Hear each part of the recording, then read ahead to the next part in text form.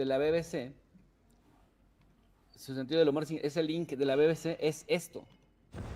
Justamente le cita Volodymyr Zelensky de Ucrania, el presidente cómico, payaso, que está a la altura de las circunstancias.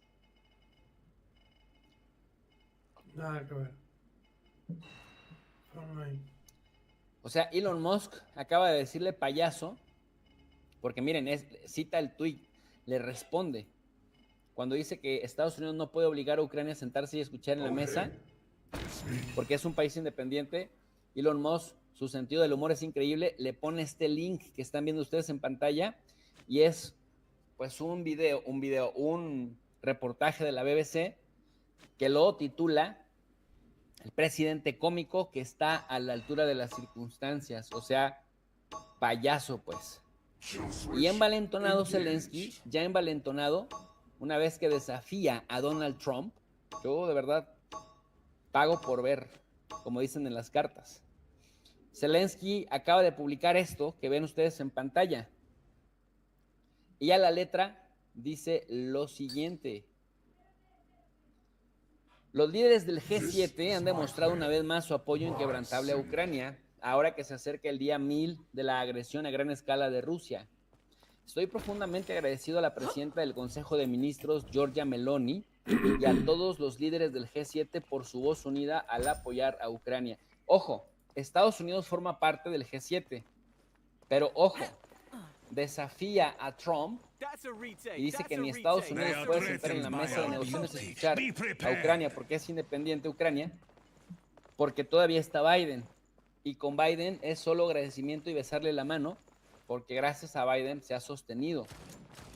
Pero Donald Trump entra el 20 de enero.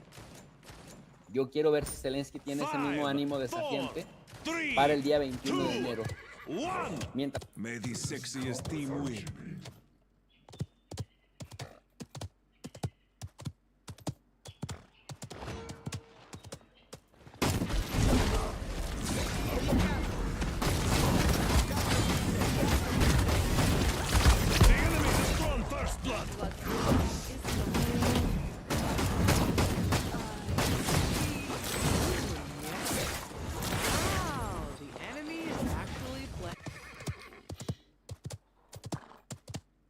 Aquí tenemos dos healers. No.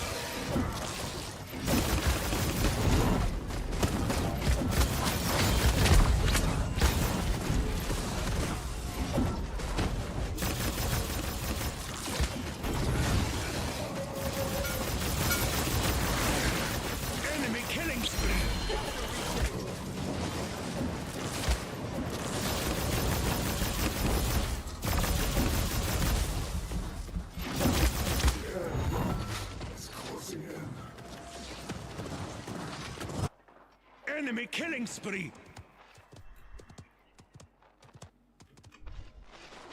Group up. Smile like we need it. Rewind. Who?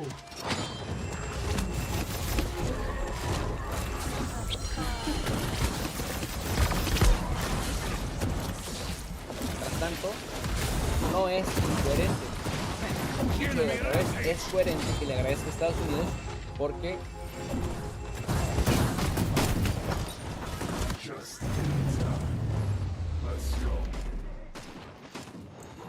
We endure. It is not yet my time. It's yours.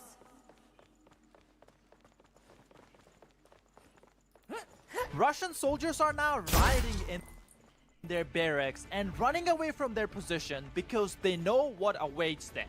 Without any training, without proper equipment, without proper command structure, only thing that's certain is that once they get to their front line, their days are numbered on this earth.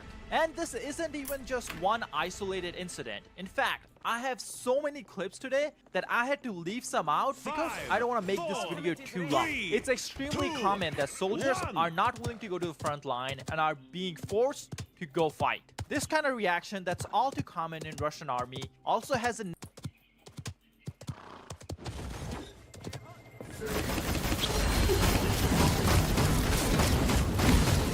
Enemy killing spree.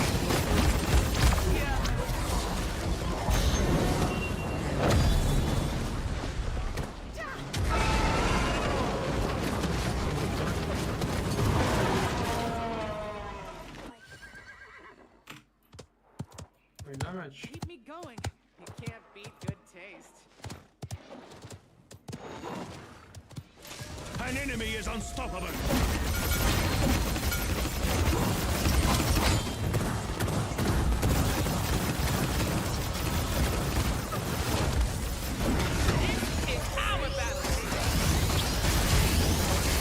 killing spree. Defend the payload. Enemy double kill. negative impact on the mentality of soldiers who are willing to fight, but see their fellow soldiers not being 100% committed, which breaks down the trust in any team. So let's get into all this and more with former Navy SEAL Chuck Farr, who's going to be sharing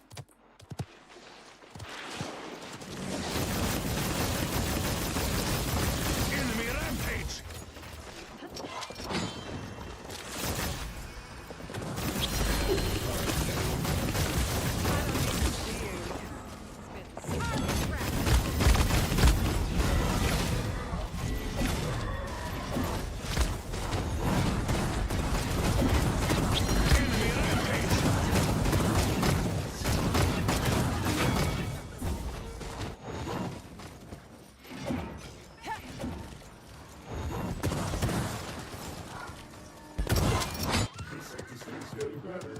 Enemy rampage. Enemy rampage.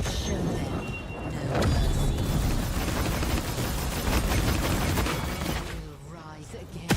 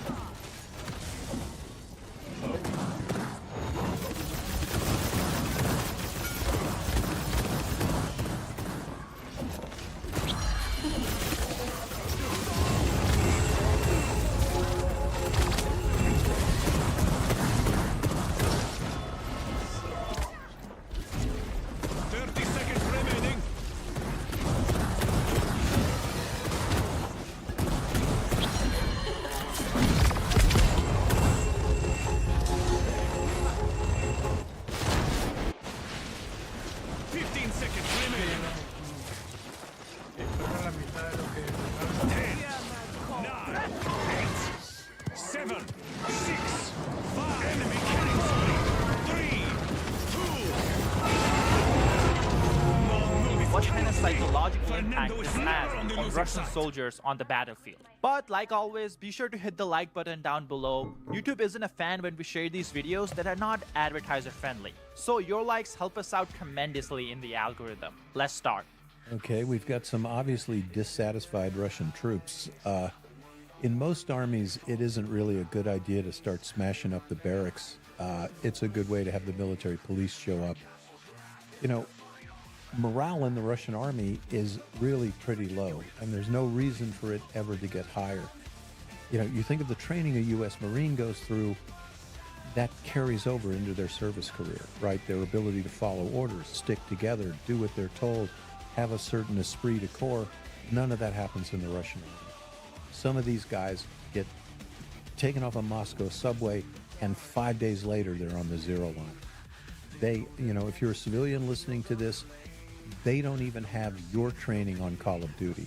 They don't know the first thing about surviving on a battlefield or following orders.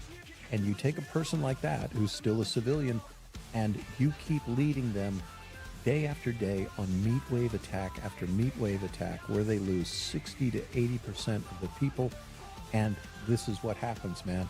They're smashing up the barracks. But what happens in the Russian military, I can promise you, that guy breaking out those windows, he is either dead now because they shot him behind the barracks, or he's been sent strapped to a tank as a drone roof. You know, so the Russian army doesn't put up with this stuff. So let's finish this clip. Then I actually have something referring to how you talked about they don't get much training. We have a prisoner of war talking about that exact thing.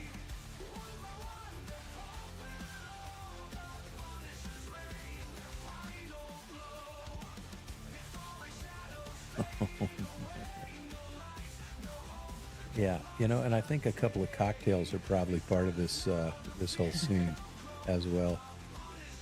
We actually covered this in a video, but Russians drink double the amount of alcohol compared to Americans.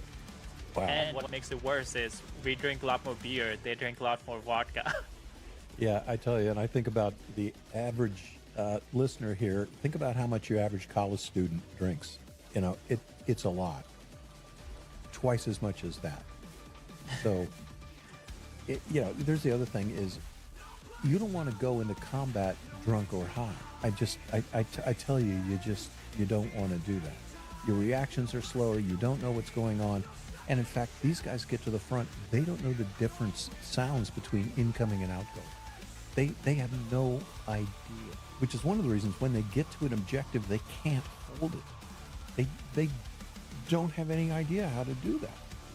So again, it's one of the reasons, look, the war is coming, it's going on, I promise you, for a couple of more years, but Russia isn't going to win. They can't. By this time next year, they will have lost 1 million men in this war. They thought it was going to be over in 72 hours. You know, 720,000 casualties later, today, you know, things aren't going real well, man. I mean, let's call it like we see it. Chris Owoki on Twitter shared more details about this story. It's pretty interesting. Russian soldiers who recently rioted in a barracks near Novosibirsk and tried to escape from it were protesting against being sent back to Ukraine despite being bedridden, on stretchers, and blind, in the words of the commanding officer. The riot took place on November 13th at barracks in Kochenyovye. At least 10 soldiers escaped from the barracks, but have since been recaptured. Soldiers from all over the Central Military District who had previously voluntarily left military units for various reasons unrelated to service are reported to have been assigned to the brigade, likely as an administrative measure. This includes numerous wounded men. According to one of the escapees, the unit command simply treated us badly. All the relevant documents, videos, voice messages have been sent to certain structures. That's it. The investigation is underway. Another soldier who was present at the time of the riot says there were at least 100 to 120 people in the barracks. There were probably only 8-10 people ready to go beyond the tape, i.e. the front line. All the other patients are on crutches with limited mobility. All the men were brought there on the night of November 8th, apparently to concentrate them in one place prior to redeploying them to the front lines, but without first assessing their fitness to be deployed or even giving them medical treatment. In the morning, the 6 soldiers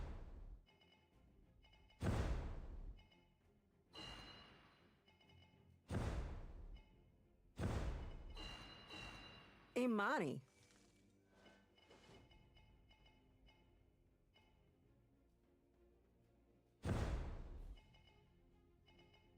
Oh hey, it's me. Kill switch engaged.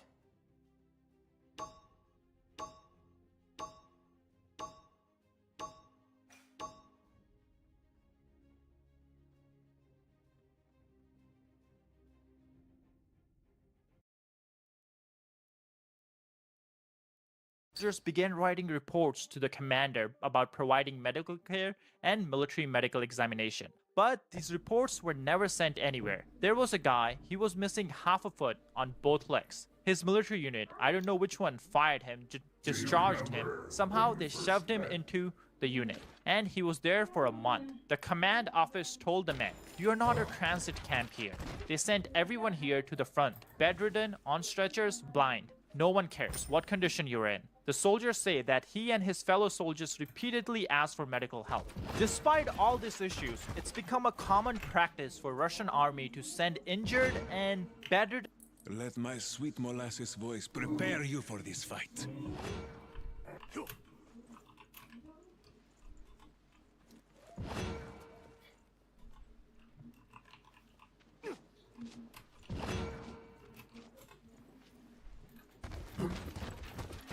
5, 4, 3, 2, 1. Fight! This will be a hot match. Meta es un pendejo.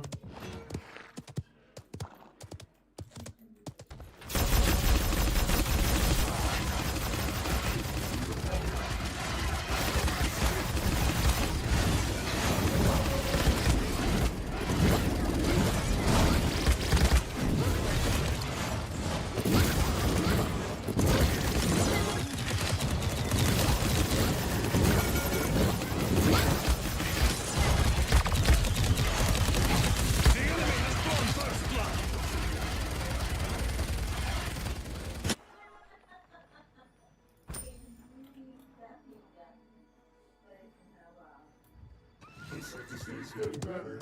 Just in time. Let's go.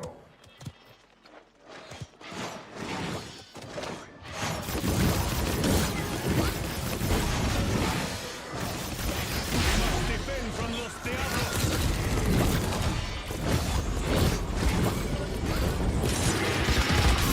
Enemy killing spree.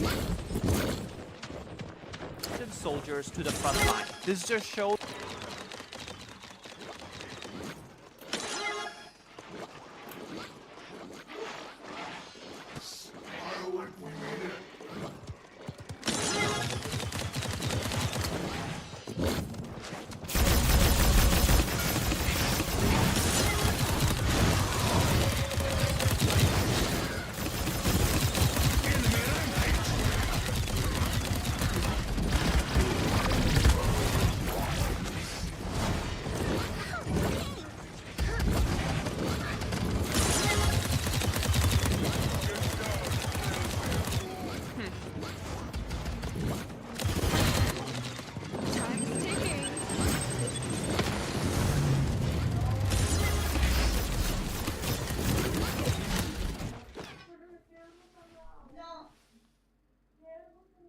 how desperate the situation is getting for Russia. All the while, Putin is trying to push as hard as he can before January 20th. He has set the deadline to take back the Kursk from Ukrainian soldiers before January 20th.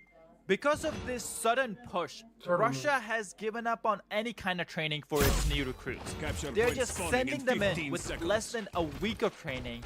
And that means some of these soldiers don't even know how to take apart their rifle or even reload when they run out. Here's Chuck Farce sharing more details. 3, 2, 1. All right. Russians are also famous.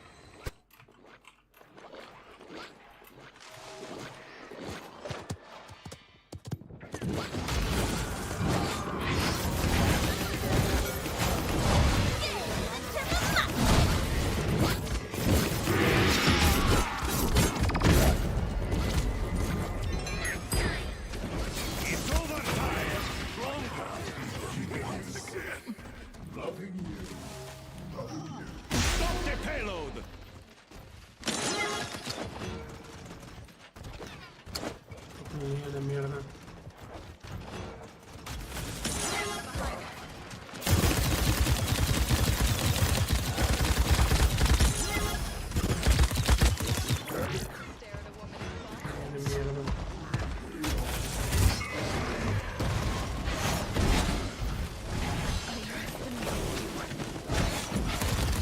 Enemy killing spree. Enemy double kill. Just in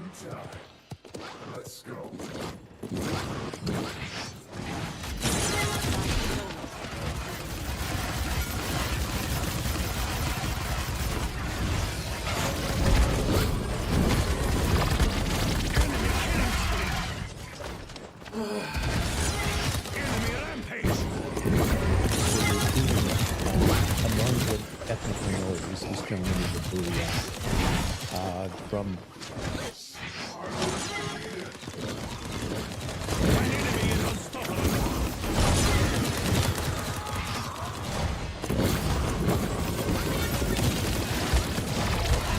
Enemy double kill! No, this cannot be! Fernando is never on the losing side!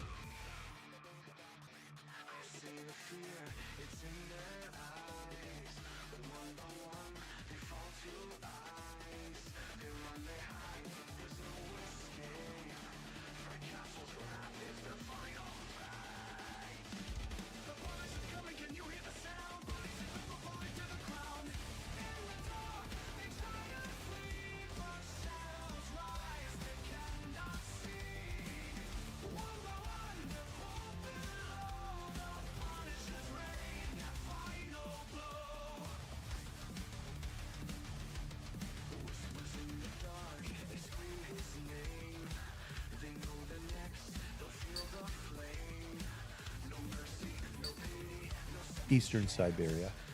He's been captured. You can see that his uniform, these are the things you look at when you capture a prisoner.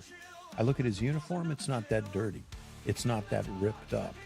So I'm assessing, and I haven't seen the end of this video yet. Look, this guy just got there, right? So let's see how much training he's got.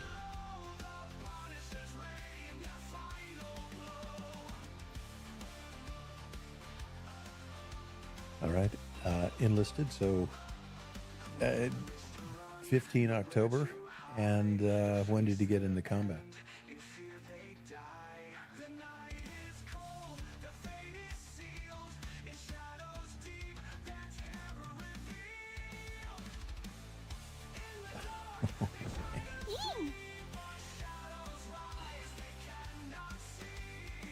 All right, he signed up while he was drunk, and he got 4 days of training. Normally, you can't even draw your gear in 4 days, right? You don't even have your boots, you don't have your socks, you don't have your web belt, you don't have your field jacket. So, in 4 days, this guy is essentially a civilian, right? And I always like to say this. People at home listening, imagine if I just grabbed you right now, and 4 days later, I put you in an operational SEAL platoon. Man, is that going to rock your world or what? Here's the other thing. Could my guys in the SEAL platoon, could we count on you? Do we think you've been stress tested like us? Do we think you have the, just the tools to do it? And I'm not talking about physical condition. I'm talking about knowing one end of your rifle from the other. There are reasons why they take an AK-47 apart in front of a SEAL blindfolded, and you got to put it back together. I mean, there's a reason we do that. I hate to say it, but I actually feel sorry for guys like this. This guy won the lottery by getting caught. He won the lottery. Be prepared. Because otherwise, this guy is going to be the cheese in the macaroni and cheese at the side of the road. So good on him. He's coming home. Good for him. I know Ukrainians were advertising to North Korean troops on the Russian side, basically saying that, hey, our prisoner of war camps are better than North Korean.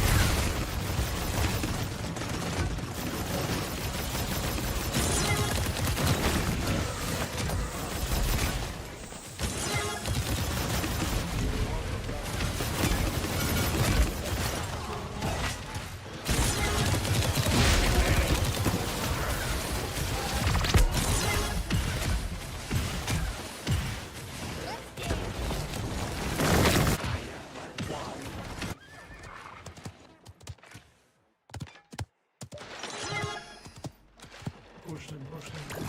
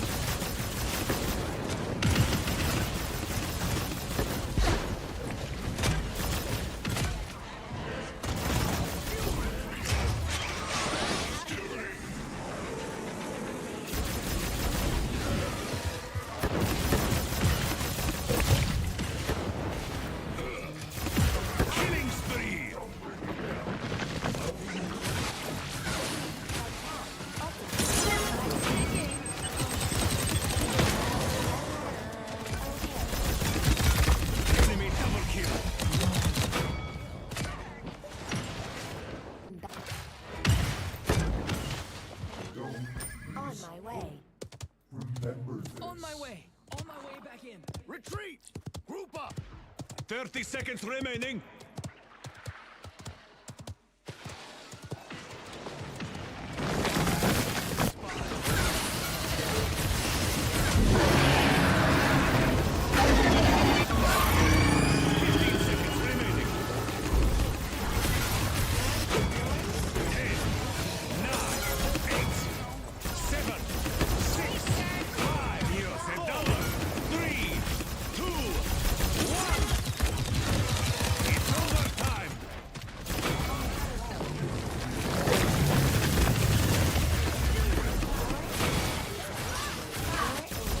Appreciated. Your song's not over yet.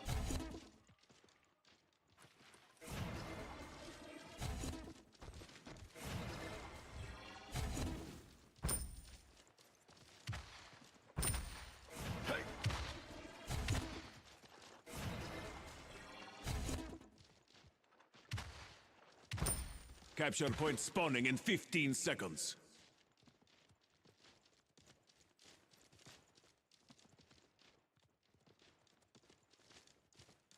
Five, 4, 3, 2, 1. Upgrades. I like. Fly under fine wind.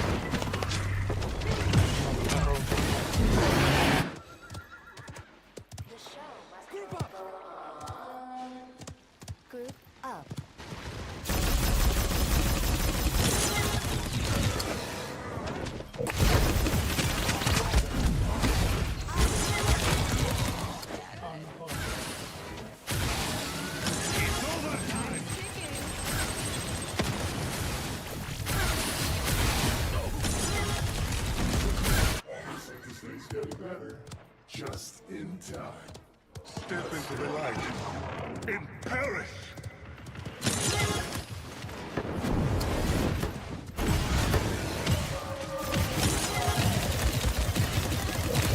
Enemy double kill. Triple kill. Send the payload.